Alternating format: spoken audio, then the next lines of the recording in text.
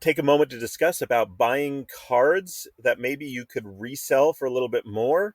Um, so I'm going to give a few different ways. One of the most powerful ways is the low price versus high bid over here on Compare. And then what I like to do is look at bids that aren't very good. So I flip the differential and I look over here. Now, obviously, the low price on some of these can be ridiculous, not real. But also on the other side, the high bid isn't real or very useful either. So you've got an opportunity to go in and make some bids on these. Not saying that they're going to trigger some of these old cards, for example. We can maybe just look at the modern cards instead. So now we're on the modern cards and looking at the low price is 5,000, the high bid is 571. Some of these may not even be very real as well in the gold section. What you really want to do, here's the next tip, and I will show you with regular cards, for example, is to look at the stats of the card, okay? So if the high bid is 13 cents, the low price is 30, the question is, what has it been selling for recently? Now, the new layout for Peak Monsters, we have a little bit more tools here on the stats menu. We've got a low price in the last 4 weeks. It was right here 7 days ago at 12 cents. And the high price, a few at, you know, at 74 cents, which seems ridiculous, but more or less you're looking at 18 to 27 cents, especially if you can get any level 1 BCX cards. There were 2,200 cards sold in the last 4 weeks. Some of them probably in one big grouping, of course. So here's 6 days ago. Someone bought at 18 cents, so in any case, we're going back to this. 13 cents doesn't seem too bad. You could probably resell them a little bit more. I'm guessing those that do the flipping don't want to be dealing too much with cards at the 13-cent rate. Maybe they're a little bit more interested in Two Gun Pete, for example, at a $16 bid. It was actually previously 15, and then I put a bid in for 16 because I was looking at the 4-week average at 40 and the low of 29, a high of 55. There's still a decent amount of quantity. That's a decent amount of volume. And I thought, I'll put my bid in at 16. Feel free to go ahead and beat it. It looks like someone already beat it at 16,001. So a little bit funny there. So that's the next tip, is kind of just going through the list. Where are there some bids that are just way lower than they should? Now, having a low bid isn't always, there's a few cases where this card got sold at $1.15. So does that mean you're like, no, I don't want to bid more than $1.15? No, you could be that person that gets it way below average. 201, there's some being sold at $4. Now it spikes just because if you go into the Spark Pixies, let's take a look. Give it a moment. Split Lens has been pretty slow recently to provide information to users like you and me. Very, very slow on its API. I'll pause it. We'll wait. All right, we're back in. So you've got some high cards at the 270 to the 250 range. One card at $4, that's, only 5 BCX. So might as well go in there and put a bid in for the 212 region, perhaps. So I'd do something like 220. And maybe we'll do 10 here, but also maybe we're willing to get a level 2 card as well. In this case, if it were to trigger and you were someone that wanted to resell, then you go in here and once you get that card, maybe list it for $4. We do know from history that there have been a couple of cases of selling at $4, selling at $4 there, 360, typically 290, and there's a bunch at 180 to 220. So maybe my bid at 220 isn't the best. Maybe you won't be able to flip it, but you should be able to. You just wait for a moment. Some of them will get sold, and then yours will be the cheapest to buy at 430, for example. So going through the list of the low price versus high bid, using some of the filters over here to kind of like uh, zone in on a few cards. You could also do this with the gold cards, let's say, and there may be better ratios in between. You just have to realize that there's few and far between. They don't get sold as much. I mean, we could take a look at the Chaos Legion getting sold a little bit more these days. Let's see here. How many? 72 still being sold, the Chaos Legion. Definitely trending downwards from 100 to 76. But the reality is that the DEC price on these is probably staying somewhat consistent, just because DEC is going back down closer to like the 1,000 to 1 sort of thing. Right now it's at like the 17, 0.0017 range, which is a little bit lower than it's been for quite a while. All right, so you can just go through these different ones. Maybe find cards that if you were to buy, you were to end up with, you would still like, So, but okay, I should check on one of these, right? So the Zyax, which isn't necessarily that popular or good of a card, it still has had 72, and the average price has been 81, and the low has been 51. Okay, so it's probably been 51 because there's a high bid of 51. If you would like to put in a bid at 52, then maybe you get some of those. I don't know if you want them, or you're just going to turn around and resell them for maybe the average of 80. The average means that there were people buying them above that and below that. So, all right. So there's one way also to look at. I mean, historically speaking, we can go and look at some of the ones that I have bought recently. Now, there's been a lot of cards being sold at the 2 cent mark, even though my bid is much higher than that. So they sold it to me for lower than my bid. It's just a lot of users that, for some reason, don't use Peak Monsters, so they don't know what people are willing to pay for things. So I have been getting a few of these Quicks the Devious. So if we want to look at, let's open up another screen so we can look at what Quicks normally goes for. We're going to type in Quicks over here, give Splinterlands a moment to give us the API results. And here we are. 200 is the high bid now. My bid is over. They fulfilled all my bid, and it's looking like I was willing to buy them. I didn't have any, so I ended up buying a decent amount, like 3 or 4 of them, through the bids because they kept on selling to me. The Chaos Legion stuff just is, there's more volume happening on that right now. But as you can see, previously the low was 205, and now I have purchased a couple at 201, 203, and I mean, there were being sold for 300 in the past. So perhaps I can, I don't know, I could list the ones that I just got, and I can be the lowest listed at 217. So, and then once that one is gone, there's 220, 230. So it goes up pretty quickly the moment a couple of people buy that. And maybe they're going to look at the stats and go, well, dang, there's one available about 218 and the recent price is 250. So I'll give you a look at what else has been triggered recently.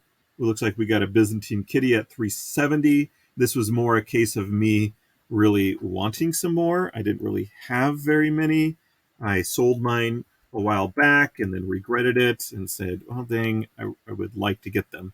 Now my bid is over, so now the highest bid is 285. So you can jump in there. Looks like more cards got listed at the price I just purchased at. Well, roughly that same price, 376. Yeah. So, do I want to grab another one, or do I just want to chase the number downwards? The low was, oh, there was a couple days where there was being sold at 220. Other than that, 380. So this wasn't a case of me buying the card to turn around and resell. Is basically I just wanted to buy it, and at that time, if I remember correctly, it was around 450 or so to buy the card, and I was like, no way, I'm going to wait to get that card when it comes back down to more of its average. Now, I could say here that I'm actually interested in buying some more at this high bid. So 286, I am all in. I'll grab a couple more cards at 286. And then maybe those I could resell. Let's be honest, I don't tend to do that a ton. Look at the price of 10,000 for a gold version, and have any been sold? Not in the last 4 weeks. Not with people willing to sell at 10,000 and people willing to buy at 2,300. There's a very large difference in price between the two. So if someone's willing to sell it around that rate, I believe that is me as the high bid. So I'm happy to buy it, take it off your hands at that amount. What is this one? I think this is three more Byzantine kitties at an average rate of 375, I believe. So even better, yeah, around that amount. So, um, uh, and then what else? A lot of 2 cent cards being purchased. Nothing too exciting to go over. Um, Another Byzantine kitty. So now I have a decent amount, and that was my goal. The Llama Mage at 262 was a pretty good deal. I believe this is another one at 260. Um, this is a Magnor at 90, but I got two BCX for 90. So let me show you that one. Magnor. All right, so 45 each. The high bid is 60 right now. The low is 63. So 45 is a pretty good deal. And you can see the 4 week average is still, yeah, it's 53.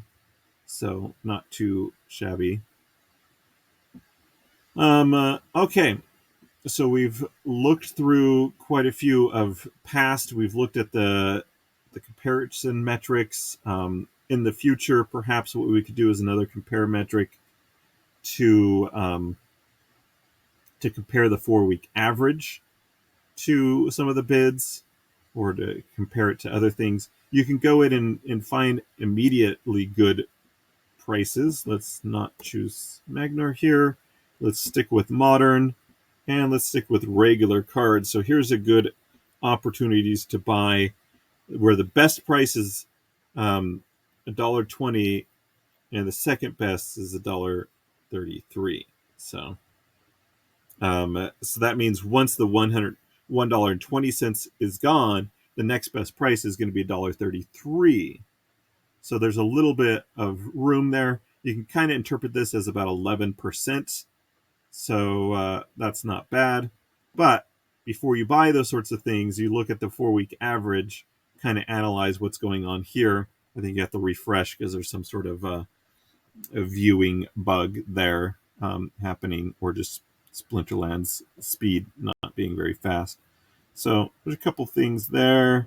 You could also look at gold for any big opportunities. Let's just say Chaos Legion, 11% difference. How about in dice?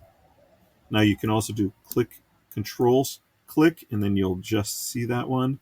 So there's a huge differential because the second best price isn't a real price. It's 19,000. So And this price gap tool that is available to those with a higher level on peak monsters, you're going to want to just check that frequently. It's there are good deals and then they go away quickly, so they won't be available any very frequently.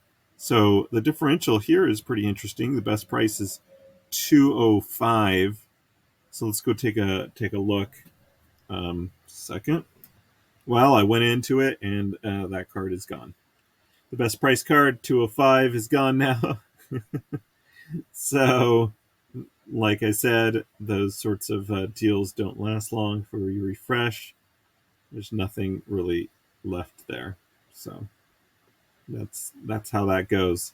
Now, hey, you can just recheck this frequently. So that's another option. What else is a good one to use?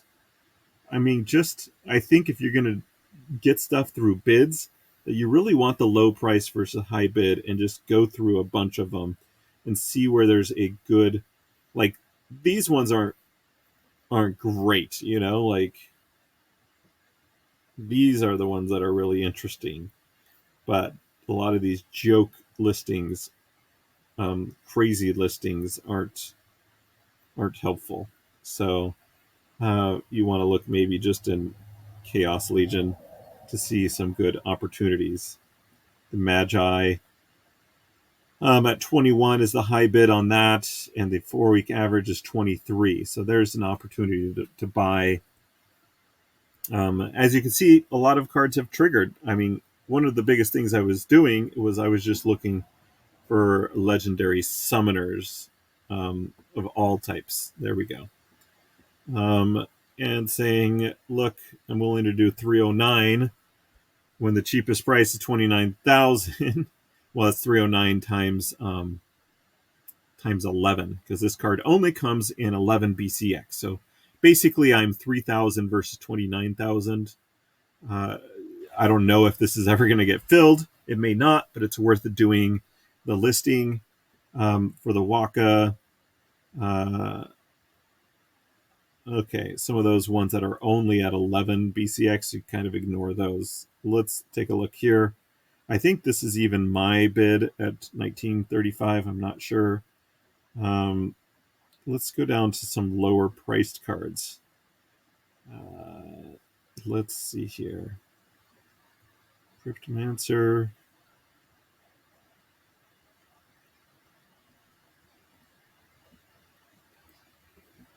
We need to not look at the golds, apparently. Let's just do the regulars. There we go. There's some more. Still some of the 11 BCX ones. The Selenia Sky may be an interesting opportunity.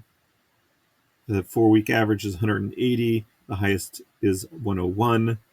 And right now, a lot of cards are listed pretty low, towards the low end of the 4-week average. So if you can find some of those opportunities and as you refresh, you'll see this chart fully show up. So there's some good opportunities. 144 versus 245. The Cryptmancer 200 versus 300. The Peak Rider 150 versus 211. We can take a look here. 207 is the 4-week average. If you get one at 157, would you be happy, sad? Would you be able to resell it for, if you bought it for 157, maybe you could resell it for $10 cheaper than the previous cheapest card. Let's actually take a look. That previous, there you go, 211. So now there are some being listed for multi-BCX at 190. So even if you were to buy that card for 157, you still sell it for at least 190. That's the guess. So it's worth putting in some of those bids. You do want to make sure you have a decent amount of credits because you may be working with these high level bids. And that's some of my thoughts. There are lots and lots of these cards being purchased through bids every day. As you can see, even just for me, I've been getting quite a few legendary summoners and legendary cards. being sold to me at pretty low rates, low compared to the 4 week average, even low compared to present listings. And there happen to be some cards I want anyways, but I could turn around and resell. I would love to see someone that goes and creates maybe a separate account or and tracks the progress, does some posts, tags, like Peak Monsters, or at least uses the hashtag there on the Peak D, and share it on our Discord, because it'd be fun to watch people do that, where they maybe do a buy and resell account and track that specifically. That would be pretty darn cool. That is a challenge to anyone out there. We definitely give it some high votes, at least, to make a little bit more that way. So, but show us the progress. Do some YouTube videos. Do the ones, there's a lack of people doing like working YouTube videos of people just going through and showing what they're doing, giving tips along the way, giving little bits of information. Everyone thinks that they have to do like a short 10 minute video and pump out the information super fast. But there are a few of us that are like, well, we'll listen while we're doing something else, and just casually listen in the background and get some ideas and information. At least that's what I'm saying. I would like to see some people with some really good information, maybe like experiences, and show us this is what's actually happened, not just theoretical. There's a lot of the videos that are based on what should you buy or what should you sell are all very theoretical. Let's see some actual stats. And sometimes stats take a few extra minutes to show. And I'm not necessarily saying that I'm good at this. I don't want to be doing this. I want someone else to be doing it, but it's just not happening out there. And maybe because it doesn't have a huge audience, I suppose. But it still would be cool. All right, that's my thoughts. Bye-bye.